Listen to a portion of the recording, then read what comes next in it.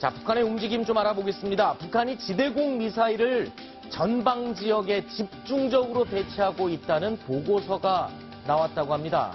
어느 지역에 어떤 미사일을 얼마만큼 배치하고 있는지 알아보도록 하겠습니다. 자, 지금 이 화면 한번 볼까요?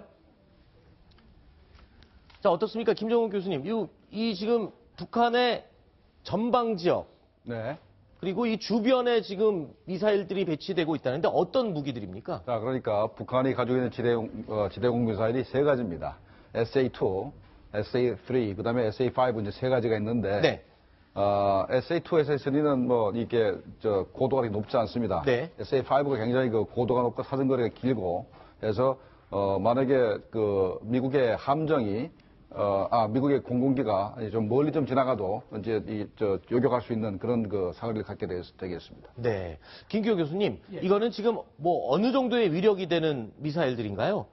저게 이제 SA라는 게 Surface to Air라서 땅에서 하늘로 쏟아 지대공 미사일인데 소련제 미사일입니다. 네. 그래가지고 과거 중동 전쟁에 이집트전에서 시험 받고 그다음에 월남전에서도 보였는데 그 미사일 공격용 하는 그 요격 미사일 정도는 아니고 네. 전투기가 공격할 때 네. 전투기를 쏴서 떨어뜨리는 미사일입니다. 그러면 그렇게 고성능 미사일은 아니군요. 예, 그런 거는 아니고 이제 근데 전투기에는 그래도 비록 몇 번 효과적인 게 입증된 바가 있는데 저게 좀 많이 좀 구식입니다. 1950년대 내리 60년대. 네, 어쨌든 간에 지금 김기호 교수님 말씀대로라면 이 미사일은 첨단 미사일은 아니지만 항공기들이 공격을 해올 때 격추시키는 데 사용되는 미사일이다. 그러면 지금 북한이 미군의 선제 공격을 우려해서 이렇게 미사일들을 많이 배치하는 건 아닌가 이런 의심이 들거든요. 네, 맞습니다. 미군이 비행기로 평양을 공격할 것을 대비해서 휴전선과 동서해안에다 저렇게 미사일을 갖다 놨지 않습니까? 네. 저거는 이제 비행기도 격추하려고 그러지만 크루즈 미사일을 격추할 수가 있거든요. 일종의 방어를 위한 지금 배치라고 보면 되겠죠. 네, 그렇습니다. 크루즈 미사일이 가도 이게 아음속일 경우가 많기 때문에 레이더만 걸리게 하면 저 지대공 미사일로 격추가 가능합니다. 그런데 지금 SA-2, SA-3는 정말로 한 50년 내지 60년 전에 개발된 미사일이라서 이제 미국의 첨단 미사일을 격추할 수가 거의 없습니다. 특히 그래요. F-22나 F-35 같은 스텔스기는 뭐 전혀 격추할 수가 없는 그런 미사일이기 때문에 실제로 저거 배치해봤자 미국의 선제 공격을 막을 수 있는 가능성은 거의 없다고 생각이 됩니다. 그래도 이게 쏘면 미사일은 미사일인데. 그렇지, 그렇긴 한데 우리가 이제 먼저 선제 공격을 하려면은 저 미사일 수 다 하면 한 350기 정도 되거든요. 저 미사일만 찾아가서 그대로 자폭해갖고 미사일 기지를 폭파시키는 그런 무기를 우리가 먼저 쏩니다. 네, 그래가지고 거의 그러니까 이제 최초의 전쟁이 개시되면 북한이 먼저 도발을 하던 하기 전에는 먼저 방공망부터 제압을 하는데 먼저 북한도 포를 쏘고 우리도 포를 쏘고 미사일을 쏘고 이런 미사일과 대포병전이 왔다 갔다 했는데 그때 비행기가 들어갈 때는 반드시 방공망을 먼저 제압하고 무력하는 물론 스텔스기도는 문제 없지만 몇천 발, 몇만 발이 왔다 갔다 하면 대수납 보면 맞을 수가 있기 때문에 이 비행기 이 공중에 보면은 미사일이 날아다니는 공간이 있고 전투기가 날아다니는 공간이 있고 포병이 날아다니는 공간이 있습니다. 그래서 방공망을 제압하고 들어갑니다. 그렇군요. 자, 그런데 우리나라가 갖고 있는 이 패트리어트 미사일 이런 미사일들하고는 좀 비교해 보면 성능이 우리가 월등히 좋은 게 맞는 거죠? 비교가 안 됩니다. 비교가 안 될 정도입니까? 그러니까 미사일 자체 속도도 그렇고 그다음에 레이더라든가 사격 통제 장치가 최신형인 패트리어트2하고 SA-2, SA-3하고는 뭐 비교가 되질 않습니다. 북한 그 미사일은 핵미사일이나 요격 미사일이 아니고 주로 전투기에 대응하는 거고 우리 패트리어트는 요격 미사일을 우리가 북한과 가지고 있는 거는 호크와 나이키 그다음에 또 천궁이라고 철매새로 개발하고 있거든요. 그런 건 저거는 좀 많이 구식입니다. 자, 미국 내부에서는 지금 선제 타격에 대한 보고서 이야기들이 계속 나오고 있는데 근데 선제 타격의 가능성이 낮은 이유를 얘기하는 보도가 나왔다고요? 그렇습니다. 미국의 워싱턴 포스트 보도인데요.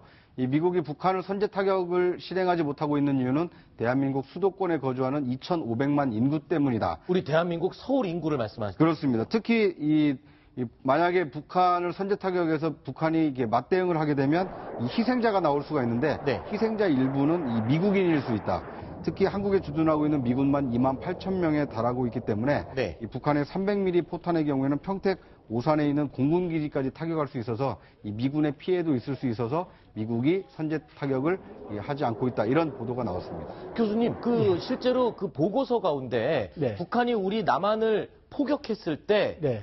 어느 정도 사상자가 나오는지를 미리 시뮬레이션한 보고서 내용도 있다면서요? 어디 네, 이거 믿을 만한 내용입니까? 민간 연구소에서 낸 보고서인데, 네네. 뭐 1시간당 북한이 저렇게 4,000발을 발사하면, 네. 1시간 안에 뭐 2,811명이 하루 만에 6만 4천 명이 사망한다 그러는데, 저거는 우리가 전혀 무방비 상태로 네. 기습을 허용했을 때, 아하. 북한이 주로 휴전선 북방에 네. 약 170mm부터 300mm 방사포라 그래가지고, 네. 사거리가 40에서 60km가 제일 많고 멀리는 200km까지 날아가는 게 있는데 그럴 때는 그렇지만 북한이 포를 사격할 때쯤 되면 우리가 먼저 일주일 전이나 최하 48시간, 72시간 전에 알기 때문에 네. 우리도 다 지하 방카로 다 대피하고 지하철 많으니까 네. 그리고 우리가 바로 하루 만에 저런 방사선포의 70% 정도 80%를 무력화하기 때문에 네. 실제로 저런 결과는 많이 안 나옵니다.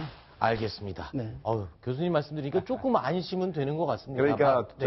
저 북한의 170mm 자주포나 네. 236mm 방사포가 산 뒤에 터널을 뚫고 숨어 있습니다. 아. 이게 밖으로 우리를 공격하기 위해서 나오는 순간에 우리가 무인기든가 아니면 미국의 U2기가 그걸 이제 잡아냅니다. 잡아내기 네. 때문에 벌써 쏘려고 준비하는 과정부터 네. 우리가 알기 때문에 첫 발은 떨어질 수 있을 수도 있어요. 네. 첫 발은. 그러나 첫 발도 대부분 다 뭐 막을 수 있겠지만은 일부는 떨어질 수 있습니다. 네. 근데 두 번째 발부터는 속이 거의 불가능할 겁니다. 아, 그렇군요. 알겠습니다. 자, 그런데 이런 와중에요. 이 중국이 미국의 북한에 대한 선제 타격을 허용하는 듯한 분위기가 풍기는 말을 했습니다. 자, 환구15. 미국이 북한의 핵시설에 대해서 외과 수술식 타격을 한다면 외교적 수단으로 억제에 나서겠지만 군사적 개입은 불필요하다. 그러니까 이 외과적 수술식 타격이라는 게 뭔지 간단하게 먼저 짧게 설명을 해주시고요. 그리고 외교적으로는 억제에 나서겠지만 군사적 개입은 불필요하다. 이거의 뜻은 뭔지 좀 설명을 해주세요. 그러니까 미국이 북한에 대해서 선제 공격하는 것 절대로 반대한다라는 네. 게 이제 외교적 수단으로 억제한다는 그 소리고. 그렇겠죠. 그다음에 외과 수식 타격이라는 것은 미국의 F-20이나 F-35가 들어가서 북한의 핵시설을 공격한다. 또는 뭐 토마호크를 가지고 공격을 한다. 거기에 대해서는 중국이 군사적 개입을 하지 않겠다.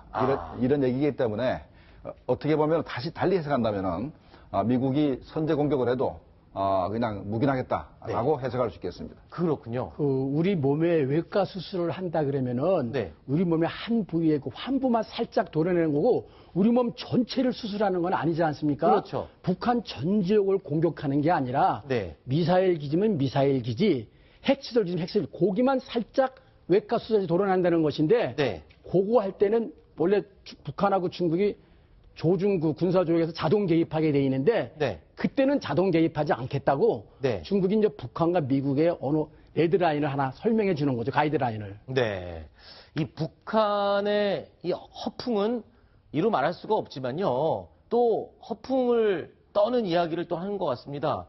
미국의 태평양 함대 가운데 칼 빈슨호 지금 한반도로 향해서 오고 있는데 노동신문이 이런 보도를 했습니다. 우리의 혁명적 무장력이 전 세계가 벌벌 떠는 미 항공모함을 단매에 수장해버리겠다.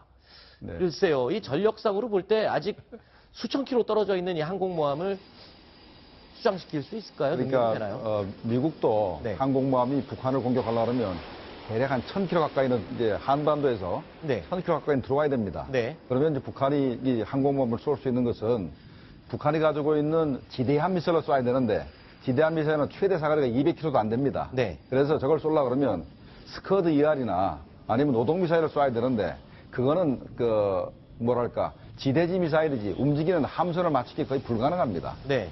설령 쐈다 하더라도 미국의 SM-3 미사일에 의해서 네. 요격이 되기 때문에 사실상 거의 위협이 되지 않는다고 생각이 됩니다. 그렇군요.